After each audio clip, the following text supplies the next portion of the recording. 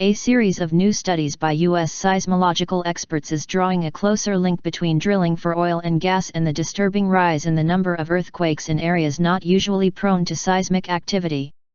It is by no means breaking news that certain aspects of oil and gas drilling can lead to small earthquakes.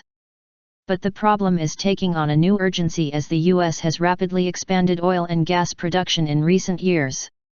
The main culprit is the increased use of a controversial drilling technique known as hydraulic fracturing, or fracking. The process involves pumping high-pressure water, sand, and chemicals into rock formations deep underground. Fracturing the rock releases oil and gas trapped inside. It also creates a massive amount of wastewater. The problem is what to do with that water, says Roger Musson of the British Geological Survey. If you inject wastewater into the ground to dispose of it, which is what is being done, then that is what really does trigger earthquakes in the affected area, Musson told VOA by telephone. It does this by loosening faults, or divisions in the rocks that make up Earth's crust. Below the water table, there is water in the rocks. And if you change the pressure in that water, then it has the effect of lubricating the faults, he says. Scientists decades ago reached a consensus that such activities cause earthquakes, says Musson. But the problem is becoming more critical, especially in the U.S., which has seen a fracking boom in the last several years. Concern over man-made earthquakes. Several recent reports by seismological authorities are also expressing alarm about the increase in man-made earthquakes. A study released Thursday by the U.S. Geological Survey examined 17 areas within 8 states in the central and eastern parts of the U.S. that are newly designated as being vulnerable to earthquakes. Traditionally, quakes have occurred most frequently on the U.S. West Coast.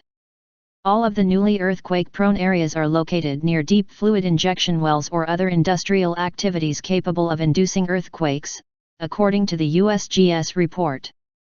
The most dramatic rise has occurred in the central state of Oklahoma. Before 2008, Oklahoma saw just 1 or 2 quakes per year of greater than 3.0 magnitude. It now sees 1 or 2 such quakes per day. In its own report released earlier this week, the state of Oklahoma acknowledged for the first time that it is very likely the recent rise in earthquakes was caused by the disposal of oil and gas drilling wastewater. Most of the allegedly man-made earthquakes have been relatively small and have done little damage.